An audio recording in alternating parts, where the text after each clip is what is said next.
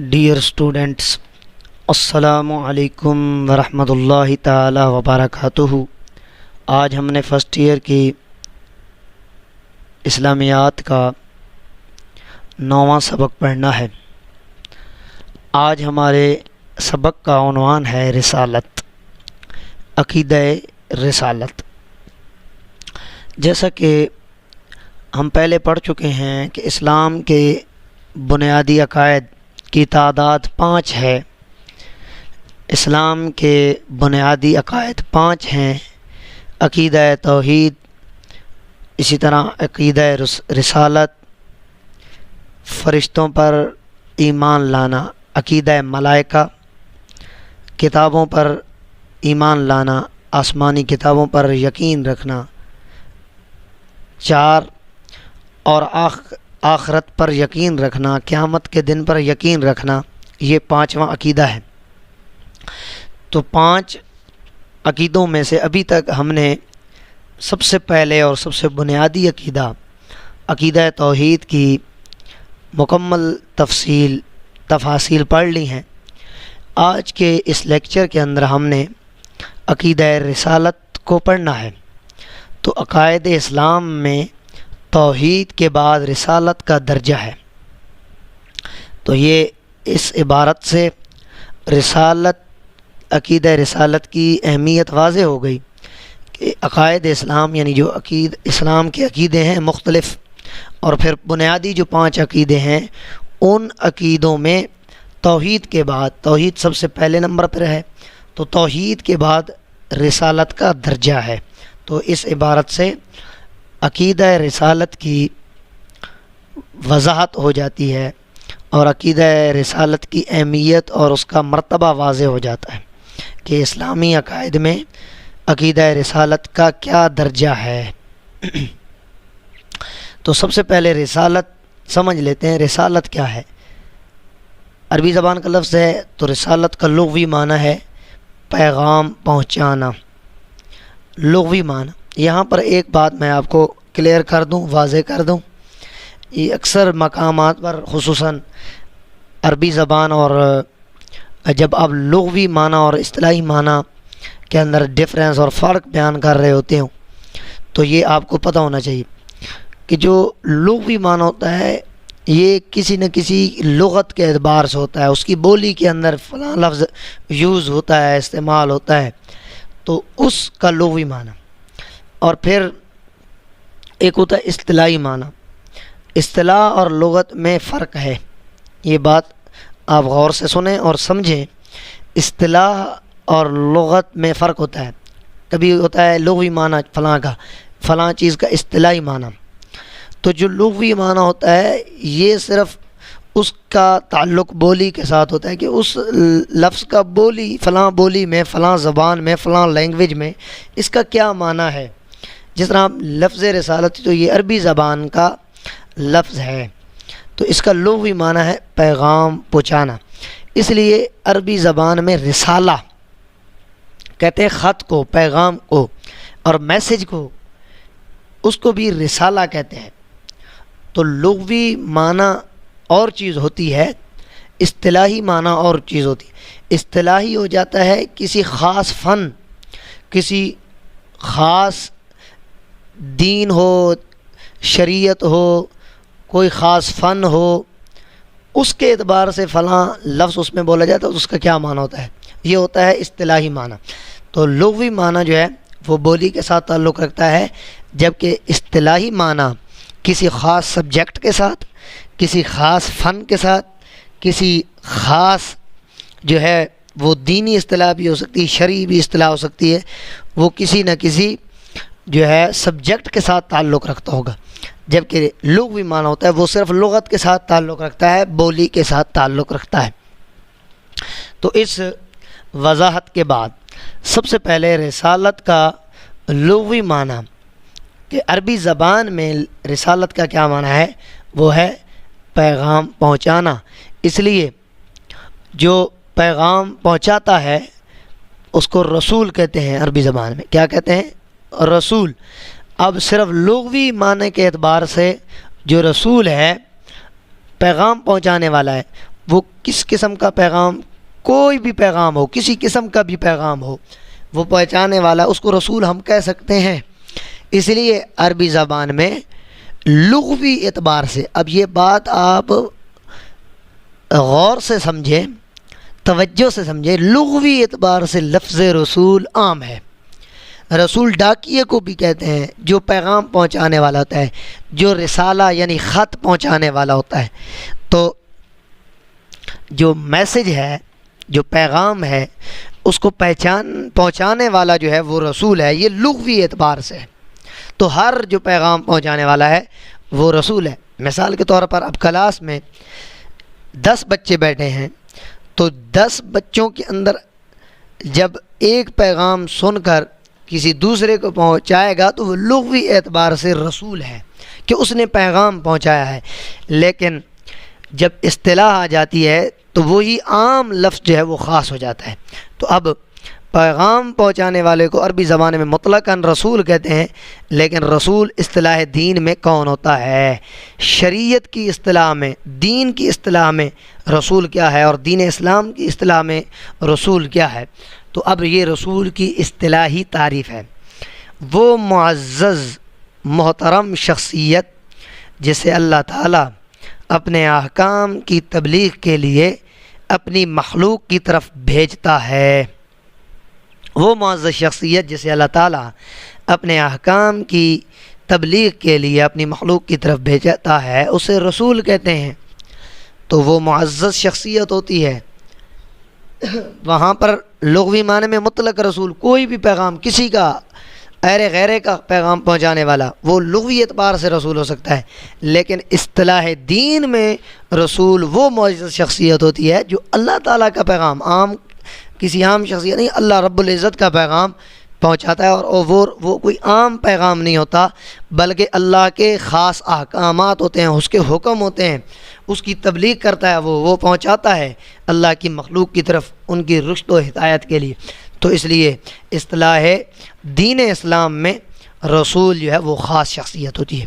اسی طرح ہمارے دین کے اندر، اسلام کے اندر، رسول کے علاوہ ایک اور لفظ بھی بولا جاتا ہے، نبی اور رسول کا لفظ بولا جاتا ہے۔ تو نبی، سب سے پہلے اس کا لغوی معنی سمجھ لیتے ہیں۔ نبی کا لغوی معنی یہاں پر لغوی سکپ ہو گیا ہے، غالباً ٹائپنگ کے اندر غلطی ہو گئی ہے، تو یہاں پر نبی کا معنی یہ لغوی اعتبار سے ہے۔ نبی کا لغوی معنی ہوتا ہے غیب کی خبر دینے والا۔ کوئی بھی کوئی خبر پہنچائے تو اس کو نبی کہیں گے۔ لیکن پھر اصطلاح دین اسلام میں وہ خاص شخصیت جو اللہ تعالیٰ کے احکام کی تبلیغ کے لیے اور اللہ تعالیٰ کی غیب کی خبریں مخلوق تک پہنچاتا ہے، وہ نبی کہلاتا ہے۔ تو اب جو رسول ہوتا ہے وہ بھی پیغام پہنچاتا ہے، نبی بھی ایک قسم کا پیغام ہی پہنچاتا ہے، کیونکہ وہ خبر دے رہا ہے، تو خبر سے کیا فائدہ ہوتا ہے؟ وہ کوئی نہ کوئی پیغام ہوتا ہے، اور وہ اللہ کے غیب کی خبریں دے رہا ہوتا ہے، احکام پہنچا رہا ہوتا ہے، اس کی شریعت لاتا ہے۔ تو اب نبی اور رسول جو ہے یہ دونوں مقصد کے اعتبار سے ایک ہی ہیں، مترادف ہیں، یعنی نبی اور رسول میں کوئی فرق نہیں ہے۔ کس اعتبار سے؟ مقصد اور بعثت کے اعتبار سے، کیونکہ نبی کو بھی اس لیے بھیجا جاتا ہے کہ وہ اللہ کے احکام پہنچاتا ہے مخلوق کی طرف، مخلوق کی رہنمائی کے لیے، ان کی رشد و ہدایت کے لیے اللہ کا پیغام پہنچاتا ہے۔ اسی طرح جو رسول ہوتا ہے وہ بھی اللہ کے احکامات جو ہے اس کی تبلیغ کرتا ہے لوگوں کی طرف، اور مخلوق کو اللہ کا پیغام پہنچاتا ہے۔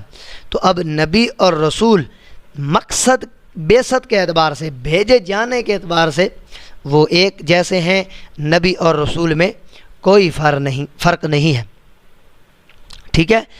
کیونکہ جو نبی ہوتا ہے وہ اللہ تعالیٰ کے ارشادات سے لوگوں کو آگاہ کرتا ہے، اس لیے نبی اور رسول مقصد رسالت میں مترادف ہیں، ایک جیسے ہیں، کیونکہ دونوں کی بعثت کا مقصد، ان کے بھیجے جانے کا مقصد لوگوں کی رہنمائی اور رشد و ہدایت ہوتا ہے۔ اس لیے نبی اور رسول مقصد بعثت کے اعتبار سے، مقصد بعثت کے بھیجے جانے کے اعتبار سے ایک ہیں، کیونکہ دونوں کا مقصد، بعثت کا مقصد یہ ہے کہ وہ اللہ کے پیغام کو پہنچائیں۔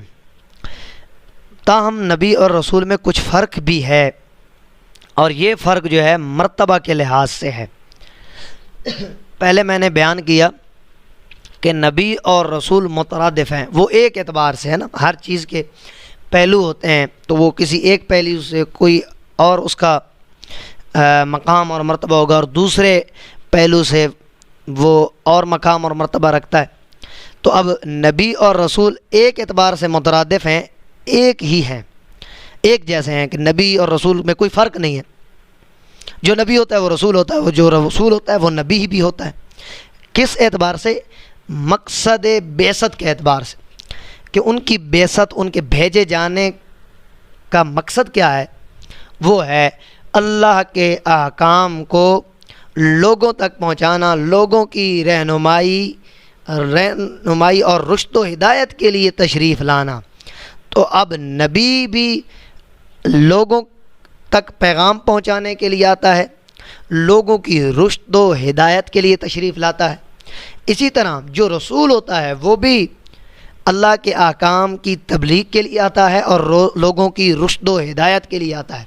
تو اب بعثت کے اعتبار سے، بھیجے جانے کے اعتبار سے نبی اور رسول میں کوئی ڈفرینس نہیں ہے، کوئی فرق نہیں ہے۔ ہاں، نبی اور رسول میں کچھ فرق بھی ہے، اور یہ فرق جو ہے یہ مرتبہ کے لحاظ سے ہے۔ اب نبی اور رسول مرتبے کے لحاظ سے ان میں فرق ہے کہ نبی کا مرتبہ اور نبی کا رسول کا جو مرتبہ ہے اس میں تھوڑا سا ڈفرینس ہے، فرق ہے۔ اب وہ فرق ہم سمجھتے ہیں، اس فرق کو سمجھنے کے لیے میں نے ایک چھوٹا سا چارٹ بنا دیا ہے تاکہ یہ بات آپ کو اچھی طرح سمجھ آ سکے اور یہ بات سمجھائی جا سکے۔ تو نبی اور رسول کا فرق اس چارٹ سے ہم سمجھ سکتے ہیں۔ تو یہ چارٹ ہے رسول کا، یہ جو 3 چیزیں لکھی ہوئی ہیں یہ نبی کے ساتھ ریلیٹڈ نہیں ہیں بلکہ رسول کی صفات ہیں، اور یہ جو 3 اشیاء ہیں یہ نبی کی صفات ہیں۔ تو اب نبی صفات کے اعتبار سے اور مرتبے کے اعتبار سے رسول اور نبی میں ڈفرینس ہے، فرق ہے۔ اب ہم سمجھتے ہیں۔ تو جو رسول ہوتا ہے وہ نئی کتاب اور نئی شریعت لاتا ہے، یہ نبی کا خاصہ ہے، نبی کی صفت ہے کہ جو رسول کی یہ صفت، رسول کا یہ خاصہ ہے کہ وہ نئی کتاب لاتا ہے اور نئی شریعت لاتا ہے۔ یعنی اللہ کا رسول وہ ہوتا ہے جس پر اللہ رب العزت اپنی کتاب نازل کرتا ہے، اپنا صحیفہ نازل کرتا ہے، یا اس کو نئی شریعت عطا فرماتا ہے، تو وہ ہوتا ہے رسول۔ جبکہ نبی جو ہوتا ہے وہ سابقہ کتاب اور شریعت کی تبلیغ کرتا ہے، اس پر نئی کتاب نازل نہیں ہوتی، نئی شریعت نہیں آتی اس کے پاس، بلکہ وہ کسی سابقہ نبی جو اس سے پہلے زمانے میں گزرا ہوتا ہے اسی کتاب کی، یا اس سے پہلے اس نبی پر جو کتاب اتر چکی ہوتی ہے اسی کتاب کی تبلیغ آگے لوگوں کو کرتا ہے اور اسی شریعت کو آگے پہنچاتا ہے۔ اس کی شریعت میں کوئی نیا حکم نہیں ہوتا، نئی شریعت نہیں ہوتی۔ مثال کے طور پر اب حضرت آدم علیہ السلام یہ رسول ہیں کیونکہ اللہ نے ان پر صحیفہ نازل کیا ہے۔ اب صحیفہ اور کتابیں جو 4 ہیں، جو الہامی اور آسمانی کتابیں، ان کی تعداد آپ جانتے ہیں 4 ہے۔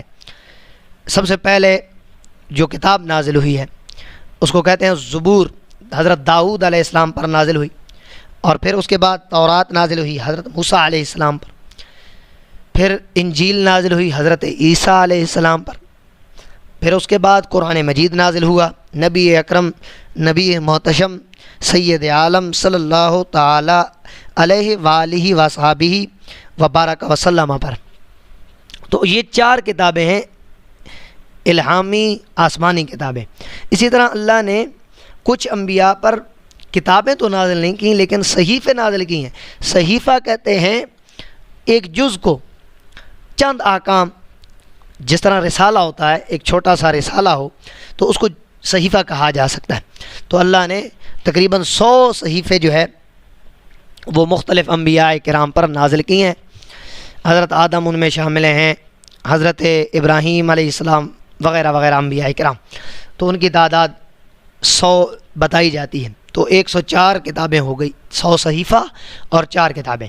تو اب نبی جو ہوتا ہے وہ سابقہ کتاب اور سابقہ شریعت کی تبلیغ کرتا ہے۔ مثال کے طور پر ایک نبی آیا، اس پر اللہ رب العزت نے کتاب نازل کی، مثال کے طور پر جیسا کہ حضرت آدم علیہ السلام، ان پر اللہ نے صحیفہ نازل کیا، ان کے پاس نئی شریعت تھی، تو اب وہ رسول ہیں۔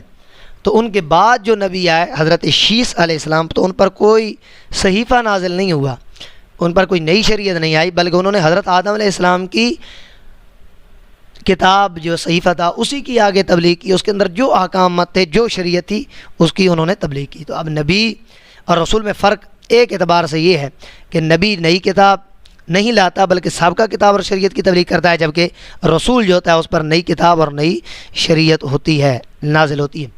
اسی طرح رسول اور نبی میں ایک فرق اس اعتبار سے ہوتا ہے کہ نبی جو ہوتا ہے وہ ایک زمانے میں کئی ہو سکتے ہیں، جبکہ رسول ایک زمانے میں ایک ہوگا، کہ جب کسی رسول کا زمانہ ہوگا تو وہ ایک ہی ہوگا۔ ہاں اس کے تحت انبیاء بہت سے ہو سکتے ہیں، لیکن ایک وقت میں، ایک صدی کے اندر، یا ایک جو وقت ہے 100 سال کا ہو، 50 سال کا ہو، 10 سال کا ہو، جب ایک رسول ہوگا تو اس وقت کوئی دوسرا رسول نہیں ہوگا، بلکہ ایک زمانے میں ایک رسول ہوگا، جبکہ نبی جو ہیں وہ ایک زمانے میں کئی ہو سکتے ہیں۔ اس کی مثال آپ یوں سمجھ سکتے ہیں، حضرت ابراہیم علیہ السلام رسول ہیں کیونکہ ان پر صحیفہ نازل ہوا ہے، تو ان کے زمانے میں حضرت لوط علیہ السلام جو آپ کے بھتیجے بھی تھے وہ موجود تھے، تو اب حضرت لوط علیہ الصلاۃ والتسلیم وہ نبی ہیں،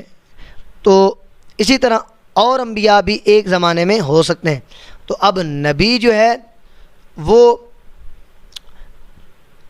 حضرت لوط علیہ السلام، حضرت ابراہیم کے زمانہ میں ہیں، اسی طرح اور انبیاء بھی موجود تھے، لیکن رسول ایک ہی تھے، وہ حضرت ابراہیم علیہ السلام تھے۔ تو رسول جو ہے وہ خاص ہوتا ہے، یعنی وہ کسی ایک زمانے میں ہوتا ہے، جبکہ نبی جو ہے ایک زمانے میں کئی بھی ہو سکتے ہیں۔ اسی طرح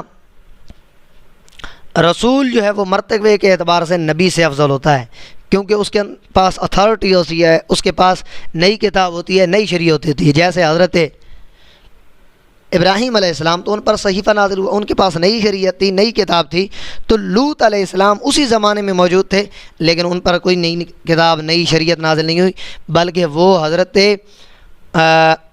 ابراہیم علیہ السلام کے گویا خلیفے تھے، اور ان کی وہ شریعت جو تھی، ان کی جو کتاب تھی، اسی کی تو وہ اگلی تبلیغ اپنی امت کو فرما رہے تھے۔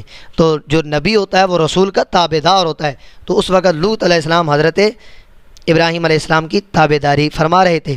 تو اس لیے اس چارٹ سے ہمیں یہ بات سمجھ آئی کہ نبی اور رسول جو ہے وہ مقصد اور بعثت کے اعتبار سے تو ایک ہی ہوتا ہے، ان کے اندر فرق نہیں ہوتا، مترادف ہوتے ہیں، جبکہ مرتبے کے اعتبار سے، رتبے کے اعتبار سے ان کے اندر فرق ہوتا ہے، اور وہ فرق اس چارٹ کے اندر ہم نے بیان کر دیا۔